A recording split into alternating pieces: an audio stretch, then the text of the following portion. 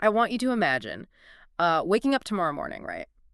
You pour your coffee, check the news, and you just discover that the world as you know it has been entirely erased. Just completely wiped clean. Right. And I don't mean like a dystopian apocalypse or anything. I mean, you wake up and your country just no longer exists. Wow. Your bank account is gone, your political party has vanished, and perhaps most surprisingly, your marriage and your family structure are officially obsolete. Waking up to an entirely blank slate, like no borders, no bureaucracy, no legal bindings of any kind. Exactly. It is incredibly disorienting just to picture it. But for the author of the text we are looking at today, that exact scenario isn't a nightmare at all. No, it's actually presented as the ultimate and arguably the only workable solution to human suffering. Yeah, so today's deep dive focuses on this really fascinating manifesto. It was published on March 2nd, 2024, and it's titled The Future of Humanity, Shui-Feng-Style Communism. And it is a massive blueprint. It basically looks at the entirety of human civilization and proposes well, a structural teardown on just an unprecedented scale. It really is. And look, just to be super clear right up front, our goal today isn't to endorse this blueprint. We're not debunking it either. Right, we're just putting on our explorer hats here to map out this highly unique vision exactly as the author designed it. Exactly. We're going to impartially unpack the philosophies and the staggering proposals presented in this original source text so you can weigh the merits yourself. Because we are essentially looking at the architecture of the argument. Yeah. Understanding the root cause of human suffering as defined in this framework, and then following that internal logic to its ultimate conclusion. Okay, let's unpack this. Because to understand the cure being proposed, we first have to understand the diagnosis, right? Right. And the diagnosis is that for the past 5,000 years, humanity has been suffering from a chronic terminal illness. The text opens with this sweeping historical critique. It's very broad. Yeah, it asserts that if you look across Europe, Africa, Asia, the Americas, Oceania, everywhere, basically history is just a miserable repeating loop. A loop of war, hunger, disease, turmoil, and natural disasters. Yeah. The premise right out of the gate is that no nation, and in fact no individual, has ever lived a life entirely filled with pure joy, freedom, and bliss. Which, I mean, on the surface, most people would probably agree with. Like, life has friction. Sure it does. But the standard human response to that friction is to build institutions. We build governments, we establish laws, we create economic systems specifically to protect ourselves from that hardship. But this vision flips that entirely upside down. It really does. It completely reverses the causality. The very institutions we consider to be our shields against suffering are identified here as the actual weapons causing it. Yeah, the text points out that 5,000 years of historical facts prove our traditional cures have completely failed. And it specifically targets 5 pillars: nations, religions, political parties, money, and power. The big 5 of modern human civilization, basically. Exactly. And the logic isn't just that these pillars are ineffective. It's that they actively generate the suffering. Like, how so? Well, think about the mechanics of it. Mm-hmm. Nations require borders, right? Which inherently creates an us versus them dynamic, practically guaranteeing conflict. Right. And money creates artificial scarcity. It necessitates hoarding. Power establishes a hierarchy of oppression. So they weren't preventing the fire, they're the friction causing it. I was trying to wrap my head around this, and it made me think about a computer system. Okay. Usually when society has a bug, say an economic recession or a border dispute, our leaders try to write a new line of code to patch the software, right? Right. They lower interest rates, they sign a new treaty. Exactly. But this text isn't trying to patch the software. It's diagnosing the entire operating system as corrupted. The hardware itself is toxic. Yeah, we have to throw the whole computer out the window. That is a highly accurate way to frame it, actually. If the pillars themselves, money, power, nations, are the root mechanism of suffering, then the only logical solution is absolute elimination. But wait, if we delete the operating system, like if we throw out the hardware entirely, doesn't society just crash straight back to the Stone Age? That's the obvious concern, right? I mean, history tells us that when central authority collapses, you don't get utopia, you get tribal warfare. Without laws and money tomorrow, wouldn't we just devolve into fighting over resources with sticks? Well, what's fascinating here is how directly the text anticipates that exact fear. Oh, really? Yeah, it explicitly asks if humanity will revert to a primitive era or to city-states. And the answer is a resounding no because of a fundamental shift in our baseline, What kind of shift? a cognitive and technological evolution. The argument is that the overall cognitive level of humanity has risen to a point of no return. Okay, so we're just too smart now. Essentially, yeah. Our technology, our dynamic thinking, and our collective wisdom have reached unprecedented levels. We simply cannot unknow what we know. Makes sense. A society that understands quantum physics and global connectivity isn't going to spontaneously regress to living in caves just because the concept of a nation-state is dissolved. So the knowledge itself acts as a floor. We couldn't go backward even if we wanted to. Precisely.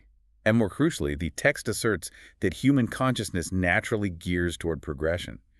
People simply do not want to go backward. And to prove that point, like about human nature wanting to move away from old restrictive structures, there is this micro-level detail included that really caught me off guard. Oh, the marriage comparison. Yes. The author equates this macro-evolutionary shift to the modern decline in traditional marriage. It's a really interesting point. The text says people no longer wish to regress to the past, just as an increasing number of individuals today are reluctant to enter into marital and familial hardships. It is a brilliant sociological parallel, honestly. It really is. Because it takes something massive and abstract, outgrowing the state, and ties it to a very real trend you can see in your own neighborhood. People are already opting out of old institutions. Right, because they view the traditional rules of those institutions as a hardship. They are actively looking for new ways to live. And if you follow that internal logic, I mean, if we are culturally outgrowing the traditional family unit because it causes unnecessary friction, why wouldn't we also outgrow the nation state or the concept of currency for the exact same reason? Right. So if we accept that premise, and we are not going backward, but we've also, smashed the toxic hardware to pieces, what exactly grows in the ruins? The new destination. Yeah, if the old building is demolished, what does the new one look like? So in the absence of all those traditional structures, this blueprint claims humanity is heading towards what is called the Life Genuine era. Also referred to in the text as Shuifeng-style communism, or the kingdom of the greatest creator. Yes. And this is where we have to look closely at the mechanics of what is fundamentally absent in this new era and how society functions without them. The list of absence is wild. We already mentioned the big societal ones, right? No nations, religions, parties, money, or power. Right. But then it gets deeply personal. In the Life Genuine era, there are no marriages and no families. The nuclear family unit is completely dissolved. Which really requires unpacking. Yeah. Because to most people, the family is the ultimate source of comfort. Absolutely. But under this framework, you have to ask, what does the traditional family actually do? It forces a biological mandate to hoard. Wait, to hoard? Yeah, think about it. A parent will naturally prioritize their own child over a neighbor's child, meaning they will hoard resources, property, and wealth to ensure their family's survival. Oh, wow. So the family unit inherently creates inequality and competition. Exactly. By dissolving the nuclear family, you dissolve that intense, localized hoarding. You eliminate the boundary between mine and yours at the most fundamental biological level. And it goes even further than that, because without families hoarding property and without nations guarding borders, you don't need the rules that protect those borders. Right, the legal structure. Yeah, the text states there are no constitutions, there are no laws, there are no regulations of any kind. And to a modern listener, a world without laws sounds like a recipe for absolute chaos. Definitely. I mean, if there is no constitution, what governs human interaction? How do you resolve a dispute? Well, according to the blueprint, laws and regulations are replaced by something internal. Individuals will adhere to a set of values guiding their conduct. So a shift inward. Yeah, it is a complete shift from imposed external order-like police, judges, and prisons to an inherent self-generated order. External policing is replaced by absolute internal policing. And the economics of this are just as radical. Here's where it gets really interesting. The text describes a resource model that feels like a total paradox. How so? Well, because resources are shared worldwide, the dynamic is described as a state where everyone possesses nothing, yet owns everything. Ah, yes. That phrase, possesses nothing yet owns everything, is the core economic mechanism of this era. Think about how that actually works in practice, though. It's kind of like a global, ultimate public library system. The library system. Okay, I see where you're going. Right, like you don't have a deed to a house, you don't have a bank account, you don't individually possess a car. But because the entire globe's resources are shared freely without the barrier of money, you technically have access to and therefore own everything you could ever need at the exact moment you need it. And when you don't need to hoard resources to survive, the friction of competition vanishes. Right. You don't have to fight your neighbor for a wage. This resulting society is described as creating the most magnificent symphony of life, driven entirely by unselfishness. A symphony of life. It sounds incredibly peaceful, but let's be real, it also sounds like pure science fiction. It does sound utopian. But if you are listening to this right now, try a quick thought experiment. Think about the last month of your life. Look at your daily stressors. How much of your anxiety, your arguments, your lack of sleep was directly tied to the very things this manifesto wants to eliminate? That's a great point. How much stress came from money? From paying bills, navigating debt, or worrying about inflation? Right. And how much stress came from political friction, from watching the news and feeling enraged by a political party? Or legal bureaucracy? Exactly. Dealing with taxes or contracts, even stress from marital or familial obligations. When you look at it through that lens, you start to understand the profound magnetic appeal of this theory. It identifies the literal pain points of modern human existence and offers a world where those specific pain points have been surgically removed. Yeah, the underlying desire for freedom from those burdens is universally relatable. It is deeply relatable. But that leads to the obvious, massive roadblock. How can anyone realistically build a society with no laws, no money, and no family? It's a huge leap. We are talking about completely rewiring the fundamental way human beings have interacted since the dawn of civilization. Is this just a philosophical thought experiment? Well, the text is adamant that this is not just theory. But to understand how it could possibly manifest in reality, we have to grasp the philosophical foundation of the entire argument. Right, the concept of consciousness. Yes, the text operates on a premise of extreme idealism. It states that all material phenomena are the outcomes of consciousness. Okay. The essence of the world lies in the formless manifestations. Meaning that the physical world we see around us, the banks, the borders, governments, none of that is the base reality. Exactly. The base reality is thought. Matter doesn't create thought. Collective thought creates matter. And if consciousness dictates reality, it leads to a very bold claim about the limits of the impossible. What's the claim? The text asserts that in the universe, nothing is impossible. There are only things one cannot yet imagine, but nothing is truly impossible. I was trying to find a way to visualize this mechanism, and it reminds me of an architect. Oh, like drawing up a building? Yeah, a skyscraper is just a formless manifestation at first, right? It's just a thought in an architect's mind before it becomes a physical reality. That's a good analogy. And Shuafeng is essentially arguing that society works the same way. If humanity can collectively conceive of a perfect, lawless, moneyless society in our consciousness, then by the very laws of the universe, it must physically manifest. It is a powerful way to understand the mechanism, but the text doesn't just rely on philosophy. Right. It knows skeptics will dismiss this as utopian fantasy. Exactly. So it pivots from the theoretical to the empirical. It says, basically, don't just take my word for it, look at the beta test. A practical working experiment explicitly named in the text as the second home. The second home.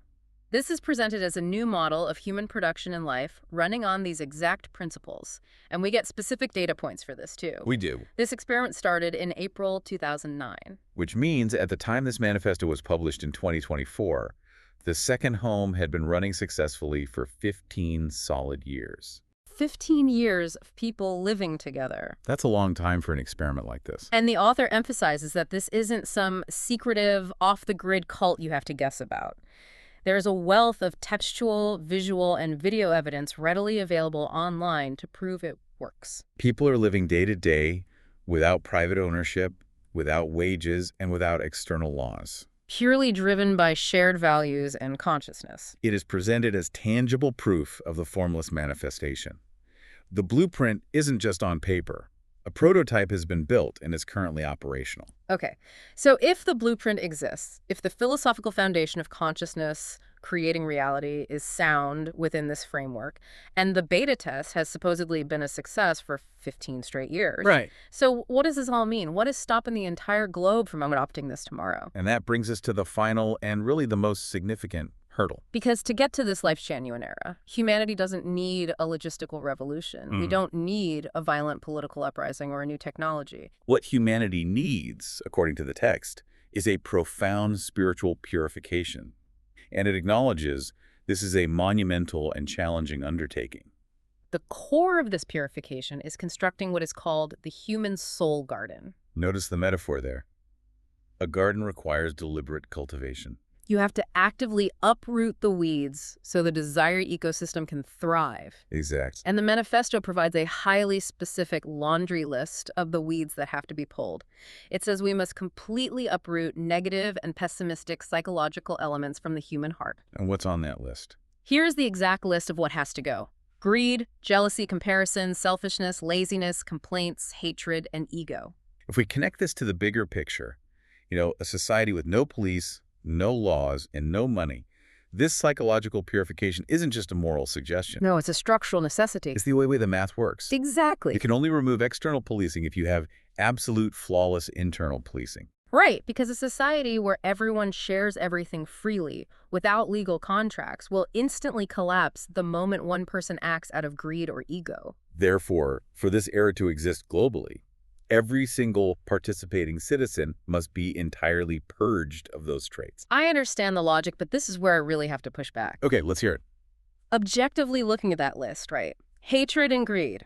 Absolutely, society is better off without them. Sure. But some of these other traits, like comparison, complaints, ego, is it even possible to surgically remove those from the human psyche? It is the ultimate tension of the text. Yeah. It asks humanity to transcend its own biological wiring. Because aren't those the very evolutionary traits that drove human advancement? How do you mean? Think about it. Comparison is the engine of progress. You look at your neighbor's meager fire, you compare it to yours, and you think, I want to figure out how to build a warmer fire. Right. And complaining. Complaining is just the vocalization of a broken system. That's true. If you don't complain about the cold, you don't invent a heater. If no one ever complained, we'd still be sitting in the mud. You are absolutely right that those traits drove evolution. But within the framework of this text, the counter-argument is that while comparison and complaints built the heater, they also built the atomic bomb. Oh, wow. They built the systems of inequality. The premise is that the evolutionary traits that got us to this cognitive level are now the exact traits holding us back from utopia. It's just a massive ask to say we have to completely eliminate the ego. You aren't just changing how a society is governed. You are fundamentally changing what it means to be a human being. And yet, if the current operating system fueled by ego, comparison, and greed has yielded 5,000 years of continuous suffering, the author suggests a fundamental rewiring of human nature is the only logical path forward. It is a staggering amount to process. It really is. To wrap up today's deep dive, Shifeng's 2024 manifesto offers a sweeping, truly radical reimagining of human civilization. A total demolition of the pillars we rely on. Yeah, erasing nations, governments, money, and nuclear families, and replacing them with the Leif Chanyun era, where shared consciousness and internal values replace external laws. And while the text points to the 15-year success of the Second Home Project as empirical proof, it does not shy away from the ultimate cost of admission. Right. The true test of this philosophy lies in the seemingly insurmountable task of purging human nature of its deeply ingrained psychological reflexes. Building that human soul garden. Exactly. It is a dense, provocative blueprint, and as always, we leave it to you to weigh its practical merits. But I want to leave you with one final, lingering thought to ponder as you go about your day. Okay. Think back to that list of traits we just talked about, the things we must uproot to achieve this perfect, lawless society. Greed, jealousy, comparison, selfishness, laziness, complaints, hatred, and ego. If we actually managed to do it, like if we successfully surgically removed the ego, the instinct for comparison, and the ability to complain from the human psyche so that we could live in total unselfish peace, do we achieve utopia? That's the goal. Or, by erasing the friction, do we accidentally lose the very spark that makes us uniquely human? Imagine waking up tomorrow with no country, no money, and absolutely no ego. Who is the you that is actually waking up? That is definitely something to think about. Thanks for listening.